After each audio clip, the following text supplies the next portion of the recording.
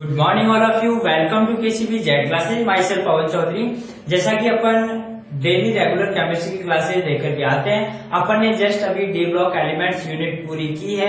उसके बाद में अब नेक्स्ट यूनिट को नेक्स्ट जो टॉपिक है आपका वो स्टार्ट करते हैं एसिड बेस। बहुत ही इंपॉर्टेंट टॉपिक है, सारी कंपटीशन एग्जाम में यहाँ से क्वेश्चन आता है, तो इसलिए अच्छे से क्लियर करें। बहुत ही इजी वे में समझाऊंगा, सारे एकदम कॉन्सेप्ट सारे क्लियर कर लेना, ठीक है।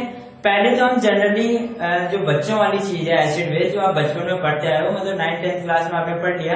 वैसे तो जनरली एसिड बेस है वो 7th-8th क्लास से स्टार्ट हो जाता है। जनरली हम बात करते हैं कि एसिड और बेस होते क्या है, तो यहाँ पे हम बात करते हैं, इधर तो मैं लिख देता हूँ एसिड और इधर लिख देता हूँ बेस। ये तो आपका अम्ल और ये क्षार, अम्ल और क्षार।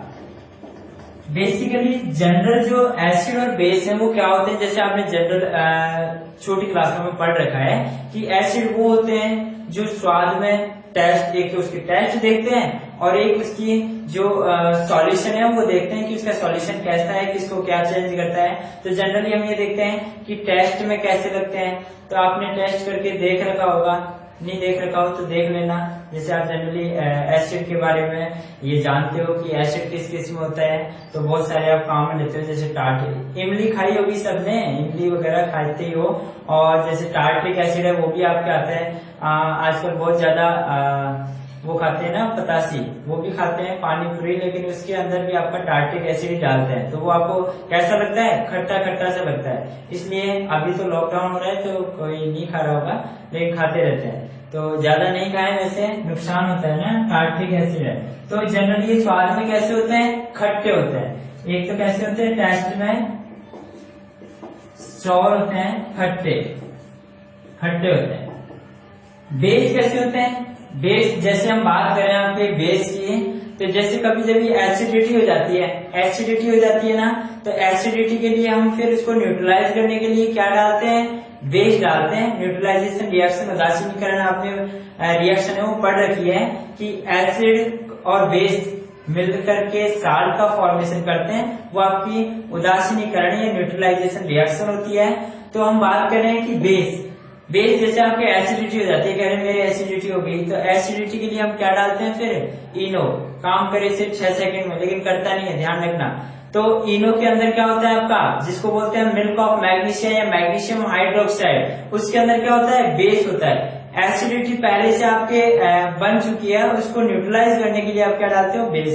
तो टेस्ट करके देखना कैसा होता है। तो थोड़ा सा बिटर टेस्ट होता है उसका। टेस्ट कैसा होता है उसका, बिटर। तो ये टेस्ट में कैसे होते हैं, बिटर। कैसे होते हैं, कड़वे, थोड़े से कड़वे होते हैं, अच्छे नहीं लगते, ठीक है।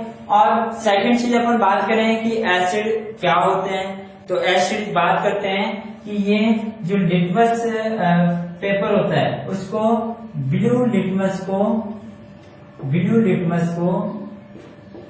लिटमस पेपर को कैसा कर देते हैं, रेड कर देते हैं। ब्लू लिटमस पेपर को कैसे कर देते हैं, रेड। आपको ध्यान रखना है सीधा सा कि रेड को क्या बोलते हैं, लाल, और ये नीला, नीले को लाल कर देता है। तो आपको ध्यान रखना है कि अम्ल में लास्ट में ले आ रहा है और इसमें भी ले आ रहा है। तो आपको ध्यान रखना है कि अम्ल क्या करते हैं, नीले को लाल में कन्वर्ट करते हैं। अम्ल में लास्ट में ले और लाल में भी लास्ट में ले आ रहा है, दोनों में ले आ रहा है। तो मतलब ध्यान रखना है कि अम्ल ब्लू को लाल करते हैं, ठीक है, ब्लू को रेड करते हैं, ध्यान रखना है। और एसिड में भी आपको क्या है, इसमें भी डी आ रहा है और इसमें भी डी आ रहा है, तो डी आ रहा है दोनों में, तो ध्यान रखना है, ठीक है। फिर हम बात करते हैं आपके, ये तो हो गई एसिड। और बेस की बात करें तो बेस क्या करते हैं, ये रेड को ब्लू में कन्वर्ट करते हैं। जो फिल्टर पेपर है उसको किस में करते हैं,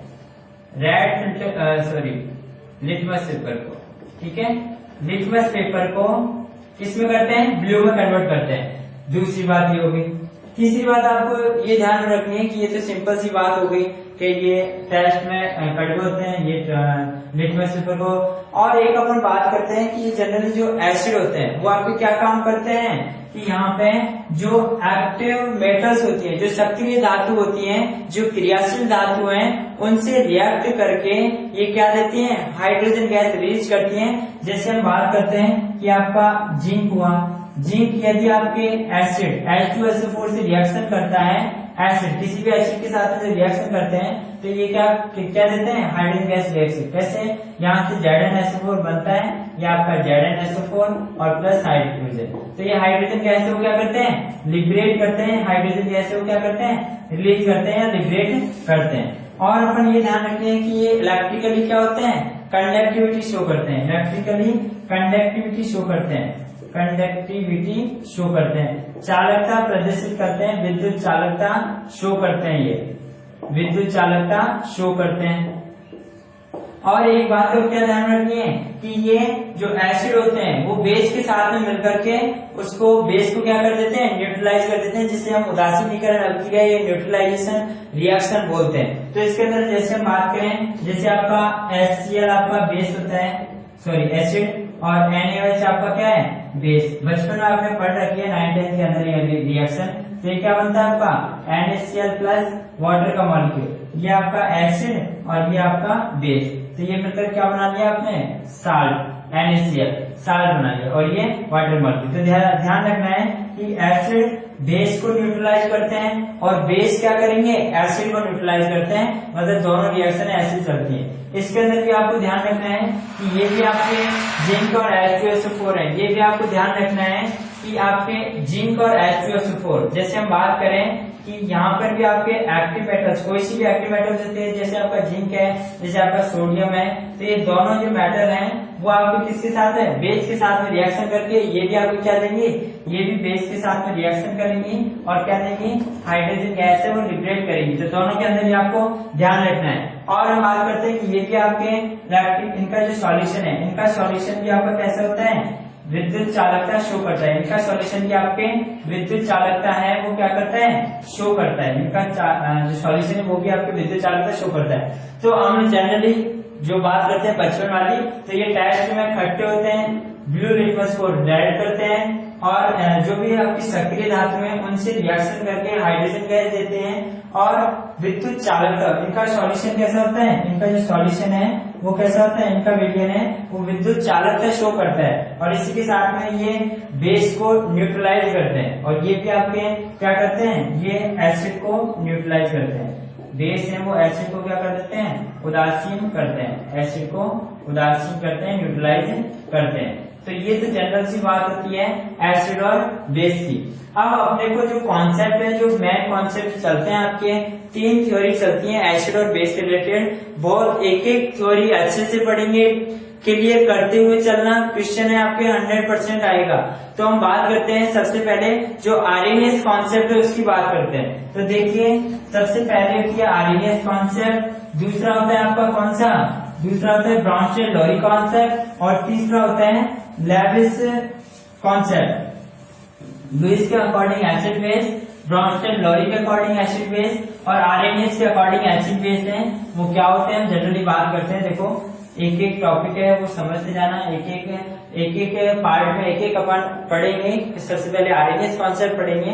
तो हम बात करते हैं यहाँ पे आरएनएस कॉन्सेप्ट की। चलो इधर ही लिख देता हूँ, ये आपके आरएनएस कॉन्सेप्ट। देखो आरएनएस के अकॉर्डिंग जो अम्ल क्षार है वो क्या होते हैं, तो मैं यहाँ लिखता हूँ एसिड और ये बेस, इधर एसिड और ये बेस।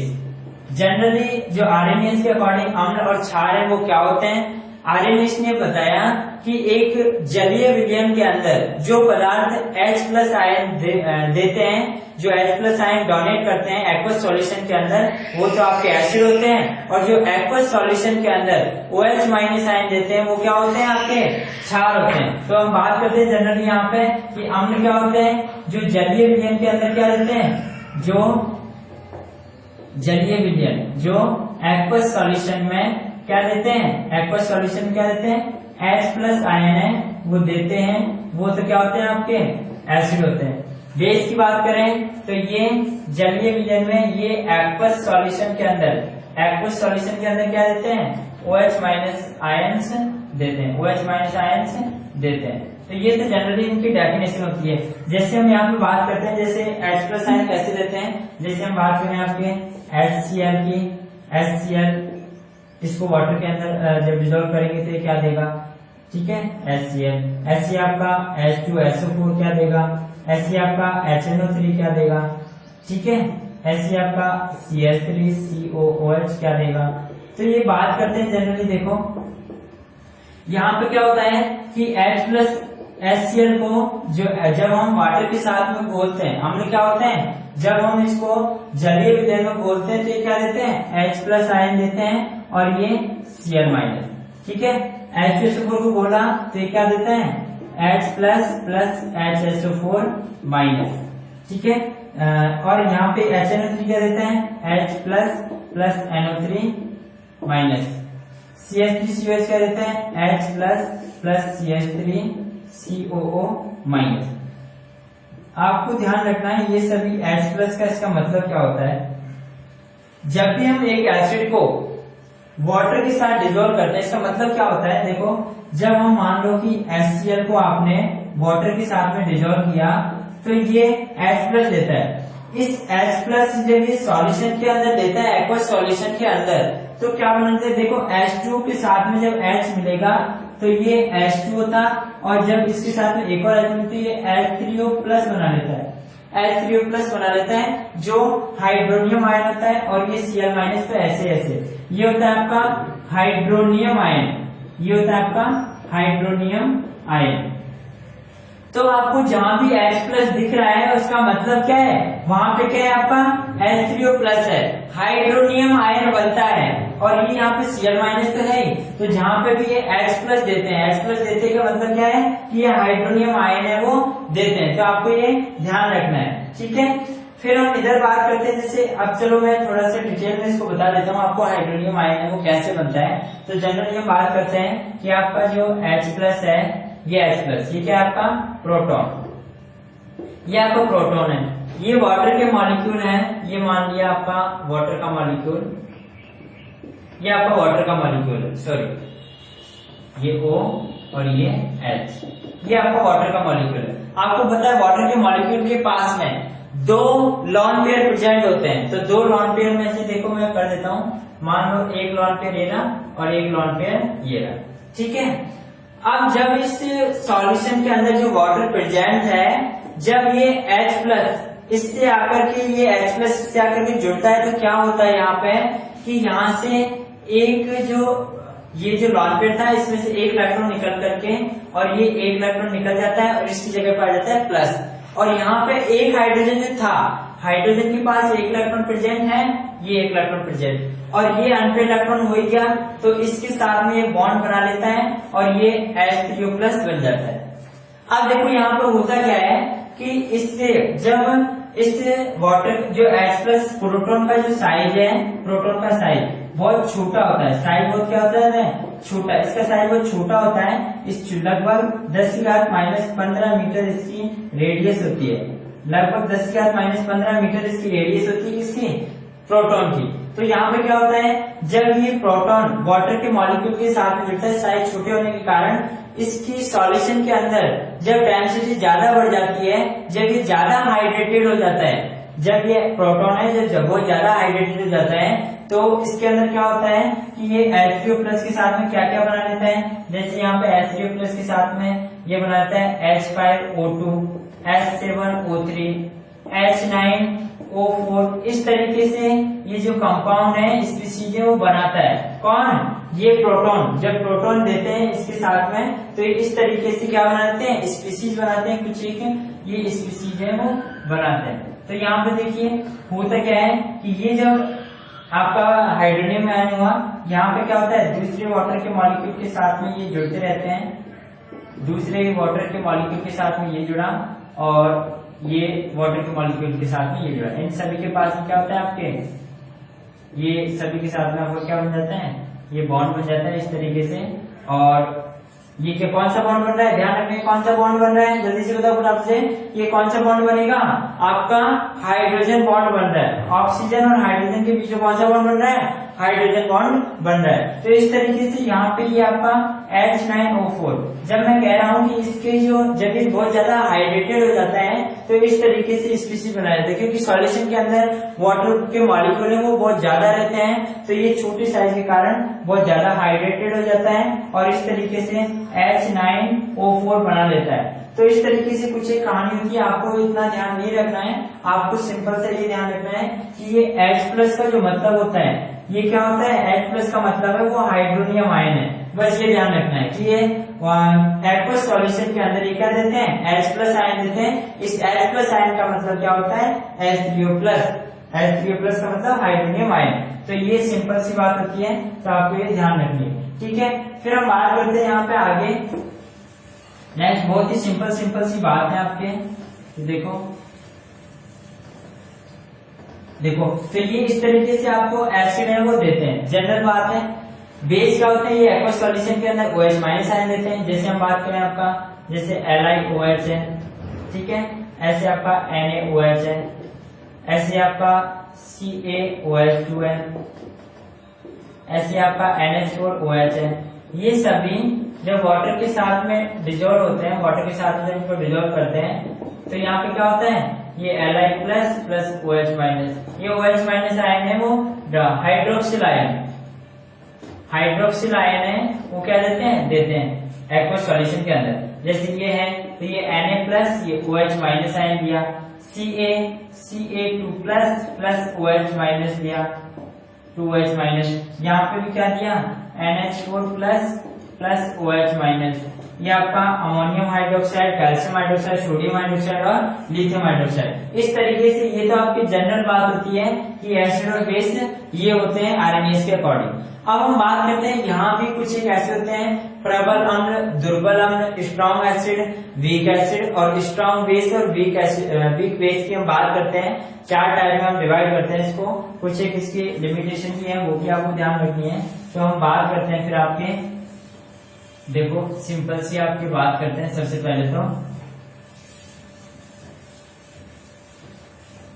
आपको ध्यान रखना है कि H+ का जो मतलब है, H+ का मतलब क्या होगा, H+ का मतलब होगा आपका H3O+ हाइड्रोनियम आयन। तो हम बात करते हैं यहाँ पे स्ट्रॉन्ग एसिड की और वीक एसिड की, स्ट्रॉन्ग एसिड और वीक एसिड।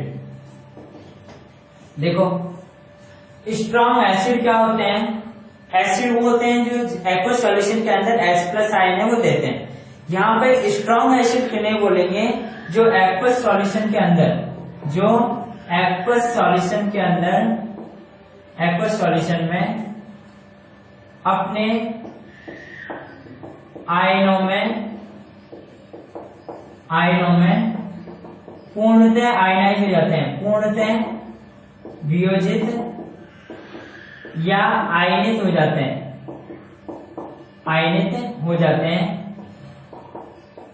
या क्या बोलेंगे, ऐसे पदार्थ जो एक्वस सॉल्यूशन में अपने आयनों में पूर्णतः वियोजित हो जाते हैं या आयनित हो जाते हैं, या क्या बोलेंगे, या H+ आयन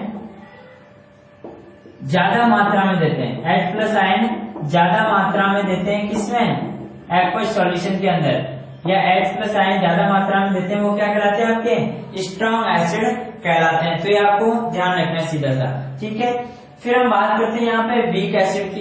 वीक एसिड क्या होते हैं, तो वीक एसिड इसका जस्ट उल्टा कर देना है कि जो एक्वस सॉल्यूशन में अपने आयनों में पूर्णतः वियोजित नहीं होते हैं या पूर्णतः आयनित नहीं होते हैं, और या जो H+ आयन है वो कम मात्रा में देते हैं, वो क्या कहलाते हैं आपके वीक एसिड कहलाते हैं। तो ये क्या होंगे, जो एक्वस सॉल्यूशन में अपने आयनों में पूर्णतः वियोजित या आयनित नहीं होते हैं, पूर्णतः वियोजित या आयनित नहीं होते हैं, या H plus ion aqueous solution में कम मात्रा में देते हैं, H प्लस सॉल्यूशन कम मात्रा में देते हैं, वो क्या कहलाते हैं आपके वीक एसिड कहलाते हैं या दुर्बल अम्ल कहलाते हैं। जैसे हम यहाँ पे बात करते हैं आपके कि स्ट्रॉन्ग एसिड कौन कौन से एसिड पूछेगा कि निम्न में से आरएनएस के अकॉर्डिंग प्रबल अम्ल कौन सा है, दुर्बल अम्ल कौन सा है। तो आपको ध्यान रखना है कि स्ट्रॉन्ग एसिड कौन सा होगा। तो स्ट्रॉन्ग एसिड के अंदर आपको ध्यान रखना है HClO4 जो पर क्लोरिक एसिड है, पर क्लोरिक एसिड है, उसका ध्यान रखना है सबसे ज्यादा स्ट्रॉन्ग होता है। और यहाँ पे फिर हम बात करें H2SO4 है वो उससे कम, फिर आपका HI, फिर आपका HBr, फिर आपका HCl, फिर आपका यहाँ पे होता है इसके बाद में HNO3 और उसके बाद में आपका HNO3 के बाद में जैसे हम बात करते हैं तो यहाँ पे HF।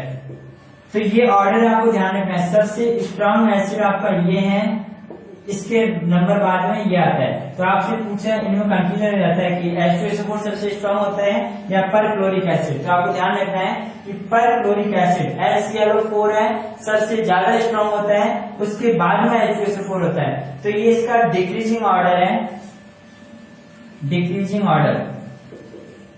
Decreasing order of strong acid. तो स्ट्रॉन्ग एसिड का डिक्रीजिंग ऑर्डर है। फिर यहाँ पर हम बात करते हैं आपके वीक एसिड की। तो वीक एसिड देखो क्या होंगे, जैसे हम बात करते हैं यहाँ पे आपका जैसे HCl हुआ, ठीक है, ऐसे जैसे H2S हुआ, ठीक है, H3BO3 हुआ, ऐसे आपका H3BO3 हुआ और H3PO4 हुआ। ये सभी क्या है, ये सभी आपके दुर्बल एसिड होते हैं। ऐसे साथ में आपका CH3COH है ये। तो यहाँ पे ध्यान रखना है कि इन सभी में ये स्ट्रॉन्ग मतलब वीक एसिड है, सबसे वीक एसिड ये है। तो यहाँ पे भी ये डिक्रीजिंग ऑर्डर है किसका, decreasing order of weak acid. तो ये वीक एसिड का डिक्रीजिंग ऑर्डर है कि HCl, H2S आपका H3BO3, H3PO4 और CH3COH। H2O वो आपका कैसा होता है, न्यूट्रल होता है, ठीक है, H2O वो न्यूट्रल होता है। तो आपको ध्यान रखना है। ये हम सिंपल सी बात करते हैं कि आपका जो एक्वस सॉल्यूशन में अपने आयनों में पूर्णतः वियोजित हो जाते हैं या H प्लस कम मात्रा में देते हैं एक्वस सॉल्यूशन के अंदर, वो तो आपके स्ट्रॉन्ग वीक एसिड। और जो ज्यादा मात्रा में देते हैं H प्लस आयन वो कैसे होते हैं, जो ज्यादा मात्रा में देते हैं H प्लस आयन वो स्ट्रॉन्ग एसिड, और जो कम मात्रा में देते हैं H प्लस आयन वो वीक एसिड। तो ये स्ट्रॉन्ग एसिड और वीक एसिड की बात हुई। फिर हम बात करते हैं नेक्स्ट, आपकी बात करते हैं जो आपके स्ट्रॉन्ग बेस और आपके वीक बेस हैं उनकी बात करते हैं। तो चलिए बात करते हैं हम स्ट्रॉन्ग एसिड और वीक बेस की। तो ये आप ध्यान रखना है स्ट्रॉन्ग एसिड कौन सा होगा आपका और वीक एसिड है वो आपका कौन सा होगा। तो चलिए बात करते हैं फिर हम यहाँ पे सेम टू सेम कहानी है वही। तो चलो मैं सेम टू सेम कहानी को थोड़ा सा ये गलती से मिटा दिया, इसी में ऐड कर देता हूं मैं यहाँ पे। ये तो आपके होते हैं, चलो इसको तो मिटा देता हूं।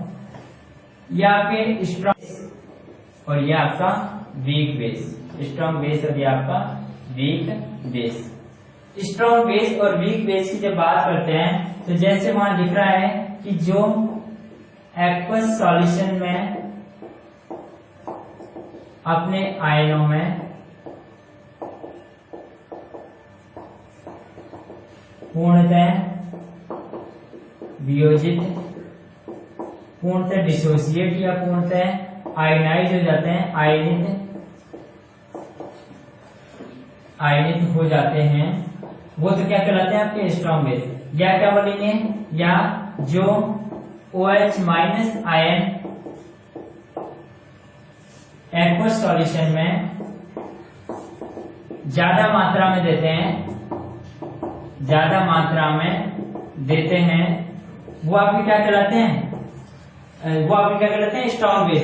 जो OH minus ion aqueous solution के अंदर ज्यादा मात्रा में देते हैं या जो एक्वस सॉल्यूशन में अपने आयनों में पूर्णतः वियोजित हो जाते हैं, वो आपके होते हैं स्ट्रॉन्ग बेस। और वीक बेस की बात करते हैं जो एक्वस सॉल्यूशन में अपने आयनों में पूर्णतः वियोजित या आयनित नहीं होते हैं, या OH minus ion aqueous solution में कम मात्रा में देते हैं वो आपके क्या कहलाते हैं, वीक बेस कहलाते हैं। इनके एग्जाम्पल की हम बात करते हैं तो इसके एग्जाम्पल के अंदर आपको क्या ध्यान में रखना है, तो देखो क्या ध्यान में रखना है। सबसे पहले हम बात करते हैं जैसे आपका जैसे LiOH है, ठीक है, फिर लिथियम हाइड्राइड। सबसे ऊपर जैसे जैसे हम नीचे आते जाते हैं वैसे वैसे ये जो बेसिक प्रॉपर्टी वो क्या होती है, इनकी होती है। लिथियम जैसे सोडियम हाइड्रोक्साइड है, POH है, RbOH है, सीजियम हाइड्रोक्साइड है, ये ऐसे इस तरीके से इनकी स्ट्रॉन्गनेस है वो ऊपर वर्ग में ऊपर से नीचे चलने पर क्या होती है, इंक्रीज होती है। और यदि हम इसी के साथ में वीक बेस की बात करें तो वीक बेस के अंदर आपको ध्यान रखना है कि वीक बेस कौन कौन से होंगे, जैसे आपका मैग्नीशियम हाइड्रोक्साइड हुआ, और यहाँ पे जैसे आपका बेरियम हाइड्रोक्साइड है, ये भी आपको कैसा होता है, आपका बेरियम हाइड्रोक्साइड भी कैसा होता है, स्ट्रॉन्ग बेस होता है, ठीक है। और मैग्नीशियम हाइड्रोक्साइड हुआ, उसी के साथ में आपका NH4OH हुआ, NH4OH ये भी वीक एसिड होता है, सॉरी वीक बेस होता है। इसी के साथ में आपका NH3 हुआ, NH3 क्या है आपका अमोनिया, अमोनिया भी कैसा होता है आपका वीक बेस के अंदर आता है। और इसी के साथ में आपका पिरिडीन, इसी के साथ में आपका पिरिडीन है, पिरिडीन C5H5N, C5H5N, ये सभी दुर्बल क्षार के अंदर आते हैं, वीक बेस के अंदर आते हैं। तो आपको ध्यान रखना है सिंपल सा कि ये स्ट्रॉन्ग बेस और ये वीक बेस। आपसे पूछेगा कौन सा स्ट्रॉन्ग बेस है कौन सा वीक बेस है, तो इनके एग्जांपल है वो आपके ये ध्यान रखने सीधे से, ठीक है। सिंपल सा है, आरएनएस कॉन्सेप्ट बड़ा सिंपल है, एकदम से कुछ भी हार्ड नहीं है। बस ये ध्यान रखना है कि जो H+ आयन ज्यादा मात्रा में देते हैं वो आपके कौन से होते हैं, स्ट्रॉन्ग एसिड, और जो कम मात्रा में देते हैं वो वीक एसिड, और जो OH- ज्यादा मात्रा में देते हैं वो आपके स्ट्रॉन्ग बेस, और जो OH- आयन कम मात्रा में देते हैं वो आपके क्या होते हैं, वीक बेस। तो ये आपके स्ट्रॉन्ग बेस और वीक बेस की बात होती है सिंपल सी। आपको यहाँ पर कुछ ये दिख रहा है कि आपके NH3 के पास में, NH3 के पास में क्या नहीं है, OH- आयन नहीं है, परंतु ये फिर भी बेस की तरह बिहेव कर रहा है। ये इसकी लिमिटेशन है, ये इसकी कमियां है कुछ एक, कि NH3 के पास एक भी OH- आयन प्रेजेंट नहीं है, फिर भी ये क्या है, आपका बेस है। तो ऐसा क्यों है, ये इसकी कुछ एक लिमिटेशन है। तो हम कुछ एक लिमिटेशन इसकी पढ़ेंगे, उसकी बात करते हैं लिमिटेशन की। तो आइए बात करते हैं। जैसे आपका, तो ये तो मैं मिटा देता हूँ, ये आपको पता चल गया, बस ध्यान रखना है कि कुछ एक लिमिटेशन होती है इसकी आरएनएस कॉन्सेप्ट की, लिमिटेशन इसके क्या क्या होंगे। तो देखिए कुछ कुछ ऐसे होते हैं जो एप्रोटिक अम्ल क्षार होते हैं, जिनके पास प्रोटॉन प्रेजेंट नहीं होता है, या जिनके पास OH- आयन नहीं होता है, जिनके पास H+ आयन नहीं होता है, लेकिन फिर भी ये बिहेव करते हैं किसकी तरह, आपके एसिड और बेस की तरह बिहेव करते हैं। तो यहाँ पे आपको ये ध्यान रखना है सीधा सा, ठीक है। जैसे हम बात करते हैं यहाँ पे आपके CO2 को जब हम वाटर के साथ में डिजोल्व करते हैं तो ये क्या बनता है, H2CO3। अब देखो पहले इसके पास CO2 के पास कोई भी आपके प्रोटॉन नहीं था, बिल्कुल प्रोटॉन नहीं था, लेकिन अब इसको जब वाटर के साथ में डिजोल्व करने के बाद में अब इसके पास क्या है, H+ आयन प्रेजेंट है। और अब ये जब इसको वाटर के साथ में घोलेंगे, इसको सॉल्यूशन में जब डिजोल्व करेंगे एक्वस सॉल्यूशन के अंदर, तो ये H+ आयन देता है, और यहाँ पे H2H+ प्लस CO3 2- ऐसे बना लेता है, या फिर H+ प्लस HCO3-। ये इस तरीके से आपके H+ आयन है वो देते हैं सॉल्यूशन के अंदर। तो ये प्रोटॉन नहीं होता है, इनके पास कैसे है, एप्रोटिक कंपाउंड है, इनके पास प्रोटॉन प्रेजेंट नहीं होता है। प्रोटॉन कैसा होता है, प्रोटॉन एब्सेंट होता है, परंतु ये फिर भी किसकी तरह बिहेव करते हैं, ये एसिड है। अब देख लो ये एसिड है, कौन सा, कार्बोनिक एसिड, ये कार्बोनिक एसिड है, और कार्बोनिक एसिड है, लेकिन पहले ये जब CO2 था एसिड की तरह तो बिहेव करता है, लेकिन इसके पास प्रोटॉन नहीं होता है। तो ये सिंपल सी बात होती है। जैसे ऐसी हम बात करते हैं, जैसे आपका SO3 होता है, इसको जब H2 के साथ में डिजोल्व करते हैं तो ये बनता है आपका H2SO4। अभी देखिए SO3 भी आपकी एसिड की तरह बिहेव करता है, लेकिन इसके पास स्टार्टिंग में प्रोटॉन एब्सेंट है। जब इसको वाटर के साथ में डिसॉल्व कर लेते हैं तो आपके H2SO4 सल्फ्यूरिक एसिड बनता है, और सल्फ्यूरिक एसिड के बाद में जब इसको वापस से वाटर के अंदर डिसॉल्व करते हैं तो ये क्या बनता है, H प्लस HSO4 माइनस बनाता है, या 2H प्लस SO4 2 माइनस। ये दोनों हैं, ये H प्लस डोनेट करते हैं, और एक डोनेट करेगा तो HSO4 माइनस बनाएगा, और दोनों डोनेट करेगा तो ये एप्रोटिक कंपाउंड है, एप्रोटिक यौगिक होते हैं कुछ एक, जिनके पास प्रोटॉन प्रेजेंट नहीं होता है, लेकिन ये फिर भी एसिड और बेस की तरह बिहेव करते हैं। ये ध्यान रखना है कि यहाँ पे स्टार्टिंग में नहीं था इनके पास प्रोटॉन, लेकिन वाटर के साथ में जब इनकी रिएक्शन हो गई तो अब इनके पास H प्लस आयन प्रेजेंट है, अब ये एसिड की तरह बिहेव करते हैं। ऐसे आपका NH3 की जैसे हमने बात की थी कि NH3 के पास आपका क्या नहीं होता, OH माइनस आयन प्रेजेंट नहीं होता है, लेकिन फिर भी ये क्या बिहेव करता है, फिर भी किसकी तरह करता है कि ये किसकी तरह है, बेस की तरह बिहेव करता है। तो इसको जब हम वाटर के साथ में डिसॉल्व करते हैं तो ये क्या बना लेता है, देखो NH3 को इसके साथ किया तो ये NH4OH बना देता है। जब NH3 की रिएक्शन जब हम H2O के साथ में कराते हैं तो ये क्या बना लेता है, NH4OH।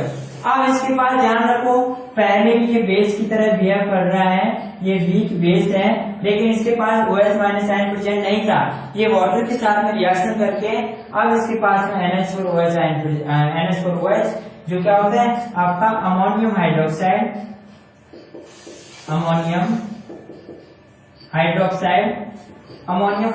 होता है। इस अमोनियम हाइड्रोक्साइड को जब वापस से हम डिसॉल्व करते हैं जल के अंदर तो अब ये क्या देता है, अब ये OH माइनस है वो देता है। तो आपको ध्यान रखना है कि अब ये पहले ये NH3 के पास OH माइनस आयन प्रेजेंट नहीं है, परंतु ये फिर भी बेस की तरह बिहेव करता है। तो किसकी वजह से करता है, इसकी रिएक्शन जब वाटर के साथ में होती है तो वाटर के साथ में रिएक्शन होने के बाद में अब इसके पास क्या होता है कि ये H2O है, वो H2O में रिएक्शन करने के बाद में ये आपका NH4 प्लस और OH माइनस है वो बनता है। तो ये यहाँ पे रिएक्शन है वो ऐसे होती है। तो आपको ध्यान रखना है, ये इसकी लिमिटेशन है, ये सभी इसकी क्या है, लिमिटेशन है, कमियां हैं, आरएनए इस कॉन्सेप्ट की लिमिटेशन कमियां। और क्या क्या कमियां हैं कि ये H प्लस के जो प्रोटॉन है उसकी स्टेबिलिटी के बारे में नहीं बताता, उसके स्टाइल के बारे में नहीं बता सका, और संयुग्मी अम्ल क्षार की अवधारणा के बारे में भी इसने नहीं बताया। संयुग्मी अम्ल क्षार अवधारणा के बारे में, अम्ल क्षार के बारे में नहीं बताया। ये इसकी कुछ एक लिमिटेशन थी कि संयुग्मी अम्ल क्षार के बारे में नहीं बताया। जो प्रोटॉन की स्टेबिलिटी होती है उसके बारे में भी इसने नहीं बताया कि प्रोटॉन स्टेबल होता है। आपको ध्यान रखना है कि H प्लस है वो अकेला कभी भी नहीं रहता, जब भी अकेला होता है वो किसी न किसी से रिएक्शन कर लेता है। तो यहाँ पे भी आपका जो H प्लस है, जैसे हमने एसिड पढ़ा था कि ये एक्वस सॉल्यूशन के अंदर H प्लस आयन देते हैं, तो जैसे ही H प्लस आयन दिया अकेला मिला, वाटर का मॉलिक्यूल आया और इसको पकड़ लिया।